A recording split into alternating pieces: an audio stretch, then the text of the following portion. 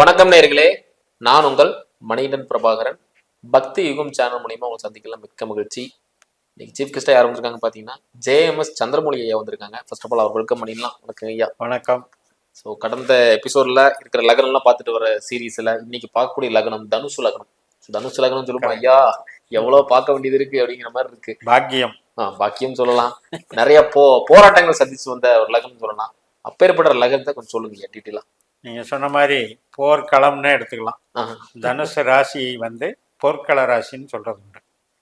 ஆனால் மாதங்களில் மார்கழி அப்படின்னு பகவான் சொன்ன மாதிரி அந்த தனுர் மாதம் என்பது புனிதமானது. அதுல குரு வீடா இருக்கிறதுனாலையும் இந்த பிரபஞ்சத்துக்கே பிரம்ம முகூர்த்தத்தை குறிக்கிற ராசியாகவும் இருக்குது.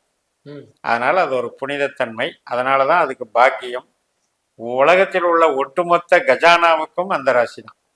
பணம், அத்தனை பணத்தையும் குறிக்கிறது, மொத்த பணத்தையும் குறிக்கிறது அந்த தனுசு தான். அதுக்கு அதிகாரி குரு. அப்படிப்பட்ட வீடு தான் அது. அதனால அந்த தனுசை பொறுத்த வரைக்கும் பரவாயில்லன்னு சொல்லலாம், இவ்வளவெல்லாம் பெருமையை சொல்லலாம். ஆனா உபயராசியா போச்சு. இந்த உபயம் அப்படின்ற ராசி 4 கார்னர் காலச்சக்கரத்துல. முதல் உபயராசி மிதுனம், 2வது உபயராசி கன்னி, 3வது உபயராசி தனுசு, 4வது உபயராசி மீனம். இந்த 4 கார்னரும் நிலையில்லாத தன்மையை கொண்டிருக்கிறது. அதனால இதுல இருக்கிற விஷயங்களும் அப்படித்தான் இருக்கும், மாறிக்கிட்டே இருக்கும். அது மாற்றப்பட வேண்டிய ஒரு அமைப்பு. பணம் ஒரு இடத்துலயே இருக்கு, அப்ப மாறிக்கிட்டே இருக்கு. அது மாதிரி ஆமா. அதனால கஜானாவே அப்படி இல்லை, அந்த செல்வமே அப்படி இருக்கிறதுனால செல்வம் செல்வம் செல்வம்னு போயிட்டு இருக்கு. அந்த வகையில இந்த குருவை எடுத்துக்கலாம். பட் அதே நேரத்துல இந்த நிலையில்லாத தன்மையும் ஒரு நல்லதுக்கு தான். ஏன் அப்படின்னு கேட்டா, இப்ப 9ஆம் இடம் அப்படின்னா ஒரு கல்வின்னு எடுத்துக்கலாம். இப்ப கல்வி ஒரு ஸ்டேஜ்ல அது நிக்கணும் இல்லையா? அது சும்மா பண்ணிக்கிட்டே இருந்தா அதுக்கு ஒரு எண்டு வேணும் இல்ல? அப்ப அதுல பிஹெச்டிங்கிறோம், டாக்டரேட்டுங்கிறோம். அந்த மாதிரி ஒரு ஹையர் லெவல் கல்வி அப்படிங்கிறத அந்த 9ஆம் இடம் குறிக்குதுன்னு வைங்க. அது நிலையில்லாம தான் இருக்கும். அதோட முடிஞ்சு போச்சு, அதை அட்டைன் பண்ணுறதோட முடிஞ்சு போச்சு. அதே மாதிரி தான் மத நம்பிக்கைகள். இந்த உலகத்தில் எத்தனை மதங்கள், எத்தனை தத்துவங்கள், எத்தனை விதமான தெய்வ நம்பிக்கைகள், தெய்வங்கள், குல தெய்வங்கள், இப்படியெல்லாம் எடுத்துக்கிட்டிங்கன்னா அது 9ஆம் இடம் காலபுருஷ தத்துவத்துக்கு. அதனால தான் அது நிலையில்லா தன்மையாக இருக்கு. அப்படின்னா தெய்வமே இல்லையாங்கிறது அர்த்தம் இல்லை. அவரவர்களுடைய மனப்போக்கில் அவங்க பண்ணிக்கலாம். அது ஸ்டேபிள் கிடையாது. அந்த நம்பிக்கைகள் ஒருத்தருக்கு ஒருத்தர் மாறும். உங்களுக்கு ஒன்று பிடிக்கும், எனக்கு ஒன்று பிடிக்கும், ஆனால் ரெண்டும் தெய்வம் தான். அப்போ அந்த மாதிரி அந்த இயற்கை 9ஆம் இடத்தை வச்சிருக்கு. இதுக்கு பாக்கியம்னு ஒரு பேரும் வச்சிருக்காங்க. இறை அருள் அப்படிங்கிறது இருந்தாலே நமக்கு முயற்சி அப்படிங்கிறது ஒரு ஈஸியாகவே வந்துடும். ஞானம்ங்கிறதும் ஈஸியாகவே வந்துடும், செல்வம்ங்கிறதும் ஈஸியாகவே வந்துடும். அப்பேற்பட்ட ராசி தான் தனுசு ராசி. ஆனா அந்த போர்க்களம் அப்படிங்கிறது அந்த ராசியினுடைய தன்மை. அது கார்னருங்கிறதுனாலையும் நெருப்பு ராசியில உபயராசி. அப்ப நெருப்பு ராசியினுடைய இது தர்மத்துக்காக போர் புரிதல். அதனாலதான் நமக்கு இதிகாசங்கள் எல்லாம் வந்திருக்கு. அதுல எல்லாமே தர்மத்தின்காகத்தான் கடைசியில நமக்கு அந்த நிகழ்வுகள் எல்லாம் சொல்லி காட்டுது. அந்த வகையில இதை போர்க்கள ராசின்னு சொல்றோம். ஒரு நோக்கத்தை நிறைவேற்றுறதுக்கு இவங்க பாடுபடுவாங்க. அந்த நோக்கம் என்பதுதான் வில்லம். அந்த குறி வைக்கிறதுங்கிறது இவங்களுடைய கொள்கை. அந்த நோக்கத்தை நிறைவேற்றிக்கிறதுக்கு எப்பாடுபட்டாலும் இவங்க முயற்சி செய்வாங்க. ஆனா என்ன பண்ணுவாங்கன்னா, உபயராசியா இருக்கிறதுனால இவங்க வழிகாட்டியாவே நின்றுவாங்க. இவங்க வழிகாட்டுறவங்க உயர்ந்துருவாங்க, ஏனியா இருப்பாங்க. ஆமா, நல்ல வாத்தியார். 9ஆம் இடம் என்பது வழிகாட்டி, குரு. குரு மாதா பிதா குரு அப்படிங்கிறதுல குருங்கிறவர் வழிகாட்டியா இருப்பாரு. ஒரு வழிகாட்டியே அத்தனை பதவிகளை அடைய முடியாது. அவரு வாத்தியாராவே சொல்லி கொடுத்துட்டு இருப்பாங்க. படிச்ச மாணவர்கள் பெரிய பெரிய லெவலுக்கு போயிட்டு இருப்பாங்க. இவங்க நிறைய பேர் வாழ்க்கையில மேலும் ஒரு இடத்துல உட்கார வச்சிருவாங்க. அதனால அந்த மரியாதை இவங்களுக்கு எப்பவுமே தக்க வச்சுக்குவாங்க. நான் இவரை வச்சுதான் நான் முன்னேறினேன்னு சொல்ற அளவுக்கு இவர் உதாரணங்களா இருப்பாங்க. ஆனா இவரு முன்னேறுவாரா? இவர் முன்னேறுவது கடினம். காரணம் 4 கார்னர். 4ஆம் இடம் சொந்த ஊர், தாய், மனை, பூமி, வீடு, வாகனம் எல்லாமே அதுவும் உபயம். 7ஆம் இடம் மனைவி, சமுதாயம், கஸ்டமர், அதுவும் உபயம். 10ஆம் இடம் தொழில், அந்தஸ்து, பதவி, கௌரவம், அதுவும் உபயம். நீங்க சொன்ன மாதிரி இது எல்லாமே நிலை இல்லாம இருக்குன்னு நிலையில்லா தன்மையை வச்சிருக்கிறதுனாலதான் இந்த கார்னர் ராசிகளை உபய ராசின்னு சொல்றோம். அதுல வந்து முக்கியமான வளர்ச்சி அடைய வேண்டிய விஷயங்கள் போய் உபயமா வந்தா அதுல வந்து பிரயோஜனம் இல்லை. ஆனா ஞானத்துல ஜெயிச்சிருவாங்க. அந்த பேர் தான் இவங்களுக்கு. 5ஆம் இடம் எடுத்துக்கோங்க, மேஷம். அப்ப இவங்கள் திருப்திப்பட்டுக்குவாங்க, தன்னுடைய நிலைமைக்கு தானே திருப்திப்பட்டுக்குவாங்க. அதே மாதிரி 5ஆம் இடம்ங்கிறது வந்து எரியக்கூடிய நெருப்பு. அதுல வந்து ஃபயர்ஸ் இருந்துகிட்டே இருக்கும். அவங்களுடைய கலைகளை படிக்கிறதுலையும் சரி, அவங்களுடைய ஆசைகளை நிறைவேற்றிக்கிறதுலும் சரி, அவங்க வந்து பெரிய ஒரு சாமர்த்தியசாலிகளாக இருப்பாங்க. அதே மாதிரி 9ஆம் இடம், இவங்களுக்கு 9ஆம் இடம் காலபுருஷ தத்துவுக்கு 5ஆம் இடம். அப்படின்னா அந்த தெய்வ வழிபாடு, ஞானம், செல்வம் இதெல்லாம் இயற்கையா வந்தது போதுன்னு ஸ்திரமா வச்சிருப்பாங்க. பட் என்னன்னா ஒரு இடத்துல நிலையா இருக்க முடியாது. ஒரு சொத்து பத்துகளை வந்து ஒரே டெவலப்மெண்டா பண்ணிட்டே இருக்க முடியாது, விருத்தி பண்ணிக்கிட்டே இருக்க முடியாது, மாறிக்கிட்டே இருக்குங்கிறது தான் நேச்சர். அதுக்குள்ளார இருக்கக்கூடிய 3 நட்சத்திரங்களை பத்தி சொல்லுங்கய்யா. ஆமா, அதே மாதிரி இப்ப நம்ம எப்படி சிம்மத்துக்கு பார்த்தோமோ அது மாதிரி கேது, சுக்கிரன், சூரியன் தான் இங்க இருக்காங்க.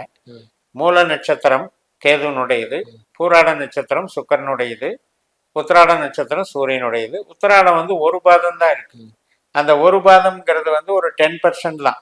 ஏன் அப்படின்னா அந்த பாக்யாதிபதியான இவங்களுக்கு சூரியன் அப்படிங்கிறவர் வந்து மேஜர் போர்ஷன் வந்து மகர ராசியில இருக்கு.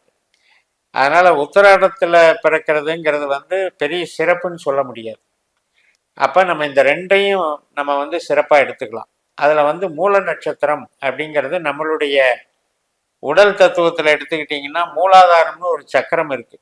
6 சக்கரத்துல 6 ஆதார சக்கரங்கள்ல மூலாதாரம்னு ஒரு சக்கரம் இருக்கு இல்லையா, அந்த நட்சத்திரமே அந்த அதை குறிக்கிறது தான்.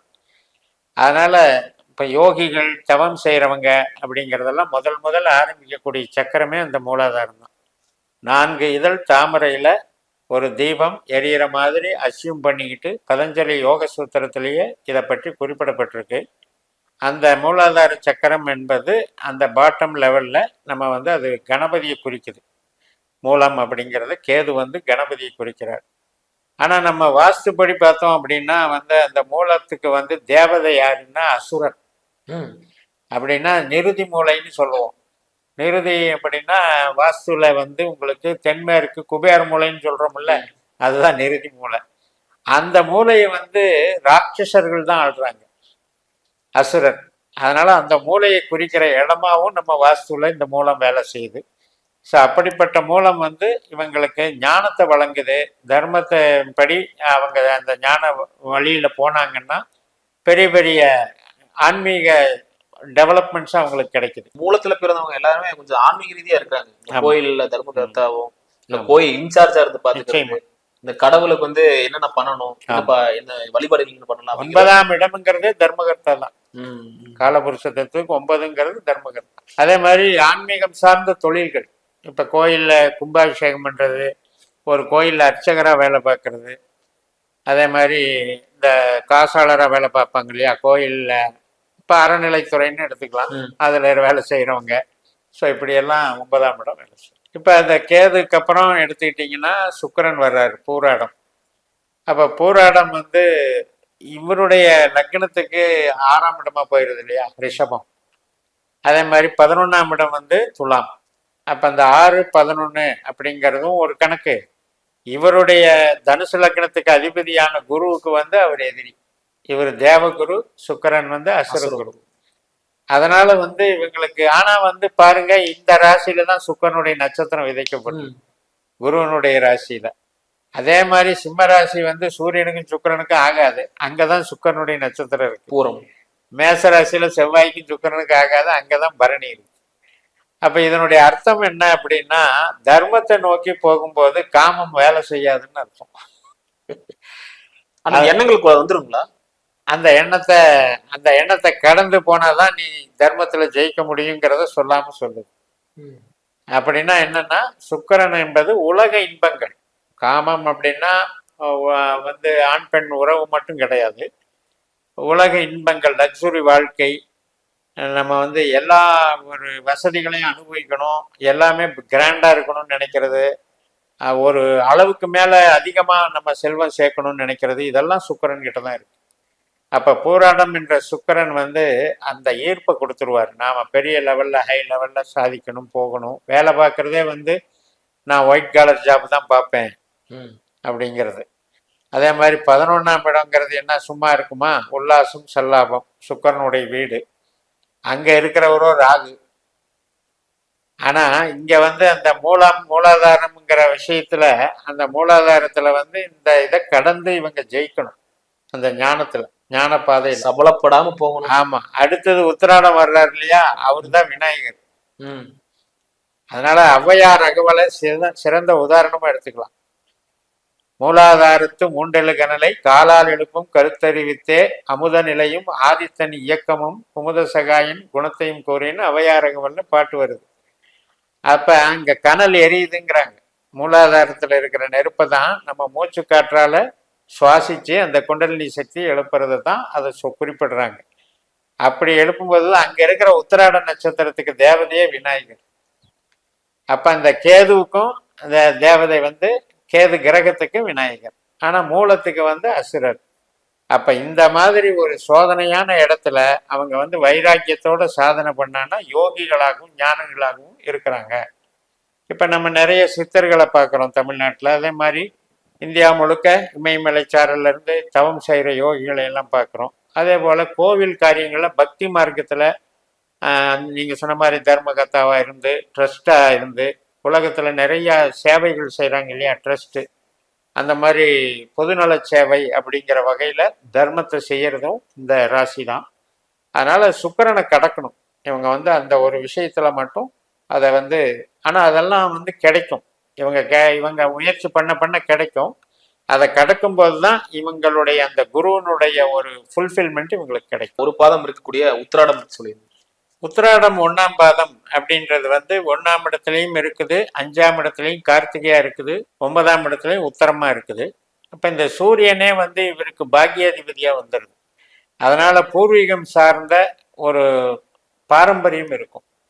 அவங்க அப்பா, அவங்களுக்கு அப்பா, அது மாதிரி ஒரு இப்பமா அந்த காலத்துல இருந்து வந்தாங்க இல்லையா, ராஜ குடும்பங்கள், ஜமீன்தார் குடும்பங்கள்லாம் சொல்றோம் இல்லையா, அந்த மாதிரி ஒரு அரசு சார்ந்த ஒரு அதிகாரங்கள் இருக்கும். அப்படி இல்லைன்னா கூட அரசியல்ல ஈடுபட்டு ஒரு டெவலப்மெண்ட் ஆகக்கூடிய யோகத்தை கொடுக்கும். காரணம் 2ஆம் வீட்லயும் அந்த சூரியன் தானே இருக்கு.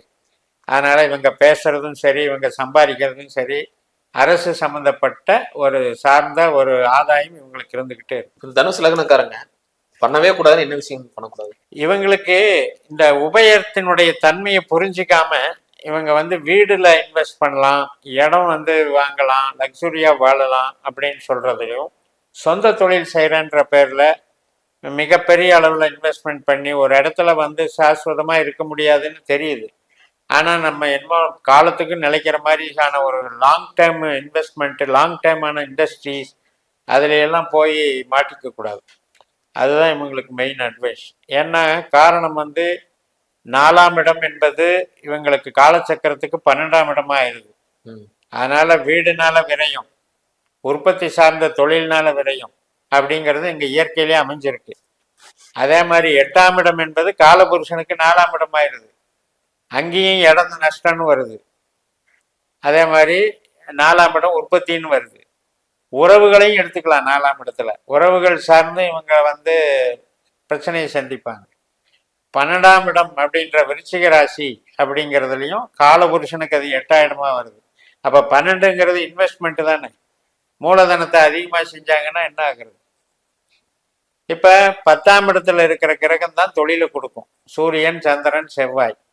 அப்ப என்ன மாதிரி தொழில் எடுக்கணும் இவங்க? சூரியன் அப்படின்னா பாக்கியாதிபதியா, அப்ப மூளை உழைப்பு சார்ந்து, கமிஷன் வகை சார்ந்து இந்த மாதிரி தொழில்களை இவங்க எடுத்துக்கணும். அல்லது அரசியல பணி, மேற்பார்வை பணி இருக்கா, அதோட போயிடணும், பிரச்சனை இல்லை. வேலை பார்க்க பிரச்சனை இல்லை. ஆனா தொழில்னு எடுத்தா இவங்க வந்து ஏஜென்சிஸ் இந்த மாதிரி தான், மார்க்கெட்டிங் தான் பண்ணணும். அரசியல் ஒத்து வரும். அதே மாதிரி சந்திரன் அங்க இருக்காரு இல்லையா, தொழில் ஸ்தானத்துல அஸ்த நட்சத்திரமா இருக்காரு, 2, 6, 10ல இருக்கிற சந்திரன். இது வந்து நமக்கு வந்து ஒரு சர்வீஸ் ஓரியன்டான ஒர்க்கு. இப்போ ஒரு உணவு தொழில் நடத்துறீங்க, ஹோட்டல் நடத்துறீங்க அப்படின்னா அன்றாடம் வியாபாரம் ஆயிரும். நம்ம தயாரிக்கிறது அன்றாட கேஷ் வந்துடும். அந்த மாதிரி ஜாப் ஒர்க்கு சம்மந்தப்பட்டது எடுக்கணும். இப்போ ஒரு துணி இண்டஸ்ட்ரி வச்சா கூட மூலப்பொருளை அவங்க கிட்ட இருந்து வாங்கி இவங்க கன்வர்ஷன் பண்ணி அதுக்குண்டான கூலி கூடப்பா நான் செஞ்சு தரேன்ட்டு வாங்கிக்கணும். அப்படி இல்லாமல் நான் ஆடம்பரமா என்னுடைய இண்டஸ்ட்ரியாக ப்ரொடக்ஷன் லைனில் பெருசாக இன்க்ரீஸ் பண்ணுவேன்னு பண்ணாங்கன்னா மாட்டிப்பாங்க. ஏன்னா 6ஆம் இடம் அங்கே கடன், காலபுருஷனுக்கு 6ஆம் இடம். அப்போ தொழில்னால கடனை சம்பாதிச்சிருவாங்க. அதே மாதிரி தான் செவ்வாய். இப்போ செவ்வாய் இருக்கிறது அப்படிங்கிறது வந்து பெருசாக கருவிகள் செய்கிறது, இண்டஸ்ட்ரியல், எலக்ட்ரிக்கல், எலக்ட்ரானிக்ஸ் இப்படியெல்லாம் கொண்டு போய் விடும். அதே மாதிரி ரியல் எஸ்டேட் பண்ணுறேன்னு சொல்லிட்டு பெரிய லெவலில் ஏக்கர் கணக்கில் வாங்கி பண்ண சொல்லும். அதெல்லாம் பண்ணக்கூடாது. ரொம்ப அருமையாக சொல்லியிருந்தீங்கய்யா. ரொம்ப நன்றிங்கய்யா. நேரில் இந்த வீடியோ உங்களுக்கு பிடிச்சிருந்தா மறக்காம லைக் அண்ட் ஷேர் பண்ணுங்க. இதே மாதிரி இன்னொரு காரணம் சந்திக்கும் வரை உங்கள் விடைபெறுவது உங்கள் மணிகண்டன் பிரபாகரன். நன்றி, வணக்கம். வணக்கம்.